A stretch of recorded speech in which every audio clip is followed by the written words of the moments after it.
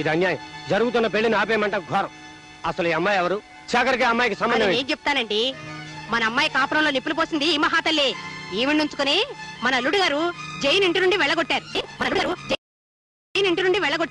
ఇంతకాలం మీరిద్దరు చెడతిరిగి మోజు తీరిన తర్వాత నాకు కట్టబెట్టాలని చూస్తున్నారా? శేఖర్, లక్ష్మి గురించి ఇంకొక మాట తప్పుగా నీ నోటి వెంట వచ్చిందో నీ నాలుక చీరేస్తాను. ఆగరా కొడక. ఏరా పెళ్లి కొడక, డీటెయిల్స్ తెలియకుండా తొందరపడ్డావనుకో ఇబ్బందుల్లో పడతాం, ఆ తర్వాత జైల్లో పడతాం. లక్ష్మికి ముందు వెనకలు ఎవరూ లేరు కదా అని ఏం చేసినా పర్వాలేదనుకుని సరదాగా ప్రేమించి సరదాగా ద్రోహం చేసి సరదాగా పెళ్లిపేటలు ఎక్కువ సరదాగా పెళ్లి చేసుకోవడానికి నీ సైడ్ ఓకే. కానీ లక్ష్మి నువ్వు అనుకున్నట్టు అనాథ కాదు. ఆమె కొండంత తండ్రి ఉన్నాడు. ఈ పెళ్లి పందిట్లోనే ఉన్నాడు, నీ ముందే ఉన్నాడు. ఎవరో కనిపారేసిన ఈ పాపిష్టిదాన్ని మావాడికి కట్టబెట్టాలని చూస్తున్నారేమో.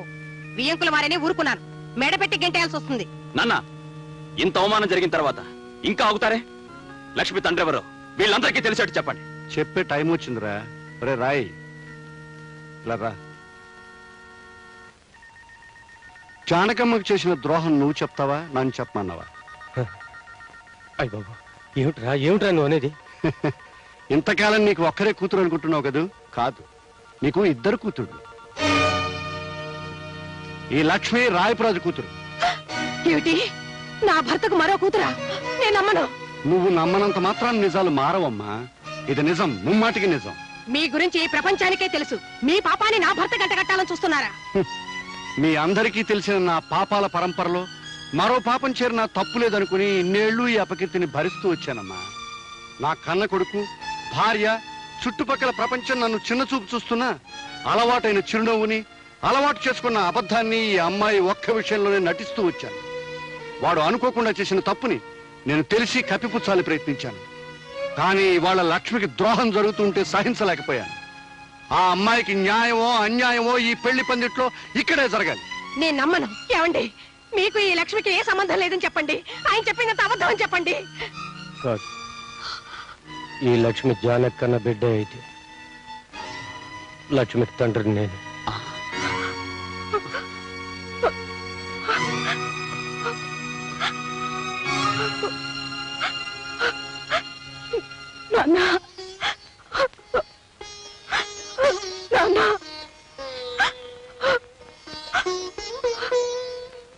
అమ్మా లక్ష్మి, నేనే నీ తండ్రినమ్మా.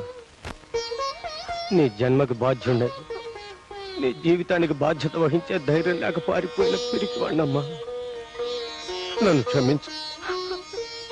అదే క్షమించినా నేను మాత్రం మిమ్మల్ని క్షమించను. అందుకేనే నిన్ను క్షమించమని అడగలేదు. ఈ మోసం మొత్తానికి కారణం నువ్వు. ప్రతి క్షణం సూత్రాలని, అనుమానాలని నన్ను వేధించుకు తినే నీ నుంచి దూరంగా పారిపోవడం కోసమే జానకి దగ్గరయ్యా. జానకి గర్భవతి అని తెలిసి కూడా నీకు భయపడే వీడి సహాయం కోరాను. వీడికి నేను చేసిన సహాయం ఒక ఆడదాన్ని మోసం చేయడం. అన్నపూర్ణ, 1952, 53, 54లో ఒక ఆడదాన్ని మోసం చేశానని చెప్పానే, అది ఇదే. ఒక ప్రాణమిత్రుడికి సహాయం చేయడం కోసం ఆ జానకమ్మ జీవితంలో తీరని కల్లోలం రేపాను. ఆ రోజు ఇప్పటికీ మర్చిపోలేను. నేను నమ్మను. నన్ను ఆయన దూరం చేసుకోవాలనుకున్నారా? దూరం చేసుకునే తెలివితేటలే ఉంటే ఇంత దూరం వచ్చేవాడే కాదు. అంటే ఓ ఆడపిల్ల జీవితాన్ని పాడు చేయాలని ఈ ఆలోచన మీదన్నమాట. ఓ మిత్రుడికి సహాయం చేసే ఆరాటం అంటే సరిపోతుంది. ఏమిటండి నేను ఆయనకి చేసిన ద్రోహం? పెళ్లి చేసుకోవాలనుకోవడమా? పెళ్ళైన మగాడిని పెళ్లి చేసుకోబోవడం, బిడ్డల తండ్రికి బిడ్డని కనబోవడం. ఏమిటి, ఆయనకి ఇదివరకే? ఆ ప్రశ్నని ఇంత ఆలస్యంగా అతన్ని కాక మరొకరిని అడగవలసి రావడం, అది నువ్వు చేసిన నేరం. నన్నింత మోసం చేస్తారనుకోలేదు. వాడింత మోసపోతాడని నేను కూడా అనుకోలేదు. నువ్వు అతను మేలుకోరిన మనిషివైతే, వాడి పరువు నిలపాలన్న మనసున్నదానివైతే తక్షణం ఇక్కడి నుంచి వెళ్ళిపోవాలి. నేనిప్పుడు తల్లిని కాబోతున్నాను. నిన్ను వెళ్ళిపోమనడానికి అది మరో కారణం. బిడ్డకి తండ్రి కావాలి. ఆ తండ్రికి ఇప్పుడు పరువు కావాలి. అంటే నా చేతులతో నా జీవితాన్ని నన్నే నాశనం చేసుకోమంటారా? ధర కడితే చెల్లిస్తానంటున్నాను. ధర కట్టే గొప్పతనం మీకుండొచ్చు, కానీ అమ్ముడు పోయే దౌర్భాగ్యం, నీచత్వం నాకు లేదు. అక్కర్లేదనే చోట బ్రతకడం కంటే ఎక్కడైనా గౌరవంగా అడుక్కు తింటూ బ్రతకగలను. వెళ్ళి ఈ మాట ఆయనతో చెప్పండి. ఆగండి. మీ స్నేహితుడిని కాపాడానని గర్వపడకండి. ఒక ఆడదాని జీవితం నాశనం కావడానికి కారణమయ్యానని సిగ్గుపడండి. ఏనాడైనా నా బిడ్డ ఈ సమాజంలో గౌరవంగా తలెత్తు తిరగలేకపోతే, కన్నీరు కారేస్తే ఆ పాపంలో పాలు మీకు ఉంటుందనే సంగతి మర్చిపోకండి. వెళ్ళండి. ఆ రాత్రే జానకమ్మ ఊరు వదిలి వెళ్ళిపోయింది. ఆమె తన జీవితానికి తీరని మచ్చవుతుందని భయపడ్డ వీడు పీడ వదిలిపోయిందని ఆనందించాడు. సంఘంలో కడిగిన ముత్యంలా ప్రకాశించాడు. కానీ ఆ జానకమ్మ ధైర్యంగా సంఘాన్ని ఎదిరించి నిలబడింది. తన కూతుర్ని కంటికి రెప్పలాగా పెంచుకుని పెద్ద చేసింది. ఏనాటి రుణం! నా కొడుకు లక్ష్మిని చెల్లెల్లాగా చూసుకుంటున్నాడని తెలిసి మనసులోనే ఎంతో ఆనందించాడు. మామ మోసం చేశాడు, తండ్రి నెత్తిని వేసుకున్నాడు. కానీ కొడుకు సరిదిద్దాలని ప్రయత్నం చేశాడు. ఇవాళ ఆ ప్రయత్నం ఫలించబోతుంది. శేఖర్, నువ్వు నాకు అల్లుడు కావాలని కోరుకున్నావు. కానీ మీకు తెలియకుండానే ఆ భగవంతుడు మీ ఇద్దరిని కలిపాడు. ఇప్పటికైనా మించిపోయింది లేదు. లక్ష్మిని స్వీకరించు. బావా, నేను కోరుకున్నది నీ చేతుల మీదుగా నా పెళ్లి జరగాలి. నీ మాట ఎప్పుడు కాదన్నాను చెప్పు.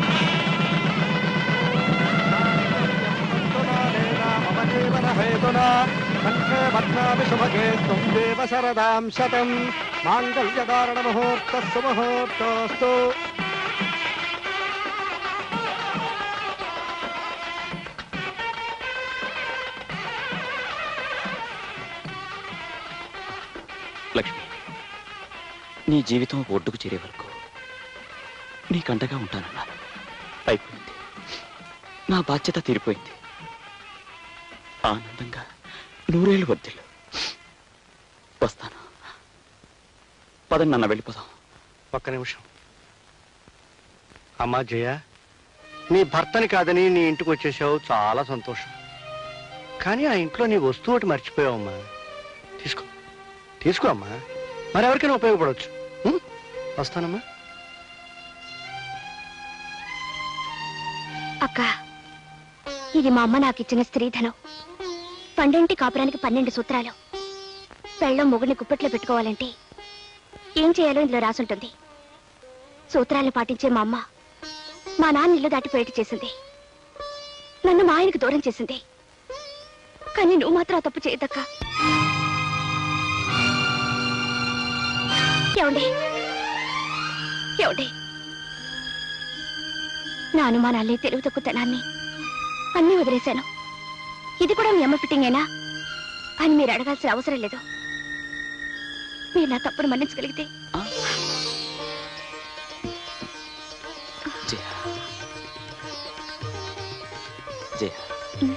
పెళ్ళైన తర్వాత మనం హనీమూన్కి వెళ్ళలేదు కదా. ఇప్పుడే వెళ్ళిపోతే ఎలా ఉంటుంది? బాగుంటుంది. అలాగే తిరుపతి కూడా వెళ్దాం. నేనే కొండ మీదకి సామాను మోసుకొస్తానులే. 1952, 53, 54లో మర్యాద మర్యాద నీ బాబుని పక్కన ఉన్నాను రా. 1952, 53, 54లో నాకు మీ అమ్మకి మధ్య డీటెయిల్స్ మిస్ అయ్యి హనీమూన్కి వెళ్ళడం ఆలస్యమైంది. మీరు మాత్రం డీటెయిల్స్ మిస్ అవ్వద్దు. చలో హనీమూన్.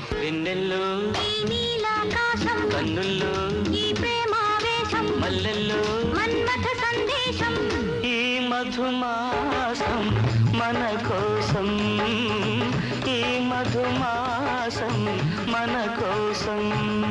వెన్నెల్లో ఈ నీలాకాశం కన్నుల్లో ఈ ప్రేమావేశం మల్లెల్లో మన్మథ సందేశం